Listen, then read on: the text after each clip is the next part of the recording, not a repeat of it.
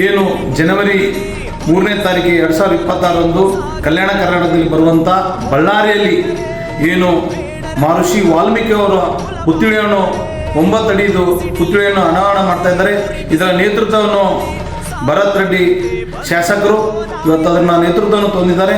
ಇವತ್ತು ಆ ಪುತ್ಥಳಿಯನ್ನು ಮೂರ್ತಿಯನ್ನು ಮಾಡಿದವರು ಇವತ್ತು ಯಾರಪ್ಪ ಅಂದ್ರೆ ಅರುಣ್ ಹೇಗರಾಜ್ ಅವರು ಅದನ್ನು ಮಾಡಿದ್ದಾರೆ. ಯಾಕಂದ್ರೆ ಅವರು ಆಲ್ರೆಡಿ ಏನು ರಾಮನ ಮೂರ್ತಿಯನ್ನು ಕೆತ್ತಿದ್ದಾರೆ, ಅವರೇ ಈ ವಾಲ್ಮೀಕಿ ಮೂರ್ತಿಯನ್ನು ಕೆತ್ತಿದ್ದಾರೆ.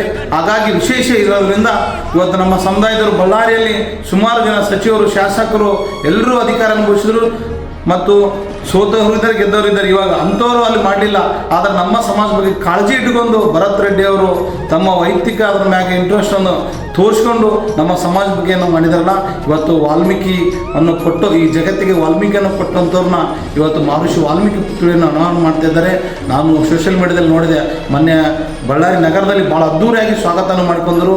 ಭಾಳ ಖುಷಿ ಆಯಿತು. ಯಾಕಂತಂದ್ರೆ ಸಮಾಜ ಮೀಸಲಾತಿ ಕ್ಷೇತ್ರದಲ್ಲಿ ಗೆದ್ದವರು ಯಾರೂ ಒಂದು ವಾಲ್ಮೀಕಿ ಪುತ್ಥಳಿ ಬಗ್ಗೆ ತಲೆ ಕೆಡಿಸಲಿಲ್ಲ.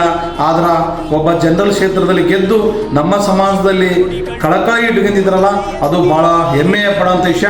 ಯಾಕಂದ್ರೆ ನಮ್ಮ ಶಾಸಕರು ಇರಬೇಕಾಗಿತ್ತು, ಸಚಿವರಿಗೆ ಇರಬೇಕಾಗಿತ್ತು. ಯಾಕಂದ್ರೆ ಬಹುಸಂಖ್ಯಾತ ಬಳ್ಳಾರಿಯಲ್ಲಿ ಇದ್ದಾರೆ ಗೆದ್ದವರು, ಆದರೆ ಅಷ್ಟು ಕಾಳಜಿ ತೋರಿಸಿಲ್ಲ.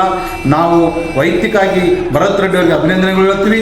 ಯಾಕಂತಂದ್ರೆ ಸ್ವಾಮೀಜಿಯವರೇ ನಮ್ಮ ಮೀಸಲಾತಿ ಕ್ಷೇತ್ರದಲ್ಲಿ ಗೆದ್ದವರು ಮಾಡೋಂಥ ಕೆಲಸ ಇವತ್ತು ಭರತ್ ರೆಡ್ಡಿ ಅವರು ಮಾಡಿದ್ದಾರೆ. ಅವರಿಗೆ ಭಾಳ ತುಂಬುರ್ದ ಅಭಿನಂದನೆಗಳು ಹೇಳ್ಬೇಕು.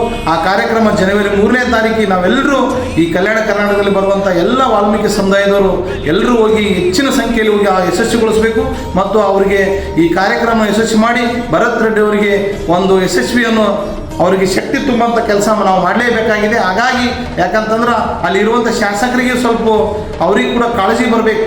ನಾವು ಮಾಡೋಂಥ ಕೆಲಸ ಅವ್ರು ಮಾಡಿದಾರಲ್ಲ ಅಂತೇಳಿ ಅಟ್ಲೀಸ್ಟ್ ನಾವು ಜನ ಸೇರಿದಾಗ ಅವ್ರಿಗೆ ಅದನ್ನು ಬಿಸಿ ಮುಟ್ಟಂಥ ಕೆಲಸ ಆಗ್ತದೆ. ಹಾಗೆ ಅದೇ ರೀತಿಯಾಗಿ ಬರುವಂಥ ಜಾತ್ರೆ ಏನು ವಾಲ್ಮೀಕಿ ಜಾತ್ರೆ ಏನೋ ಮಾಡ್ತೀವಿ ರಾಜನಾಳೆಯಲ್ಲಿ, ಆ ಜಾತ್ರೆಯಲ್ಲಿ ಕರೆಸಿ ಭರತ್ ರೆಡ್ಡಿ ಅವರಿಗೆ ಅಭಿನಂದನೆಯನ್ನು ಹೇಳುವಂಥ ಕೆಲಸ ಸ್ವಾಮೀಜಿಯವರು ಮಾಡಬೇಕಂತೇಳಿ ಸ್ವಾಮೀಜಿಯವರಿಗೆ ವಿನಂತಿ ಮಾಡ್ತೀನಿ. ಹಾಗಾಗಿ ಭರತ್ ರೆಡ್ಡಿ ಅವರೇ ವೈಯಕ್ತಿಕವಾಗಿ ನಾವು ಅಭಿನಂದನೆ ಹೇಳ್ತೀವಿ. ನಿಮ್ಮ ಜೊತೆ ಸಮಾಜ ಇರುತ್ತದೆ, ಒಳ್ಳೆಯ ಕೆಲಸಕ್ಕೆ ಯಾವಾಗಲೂ ನಾಯಕ ಸಮಾಜ ನಿಮ್ಮ ಜೊತೆ ಇರ್ತದೆ ಅಂತ ಹೇಳಿ.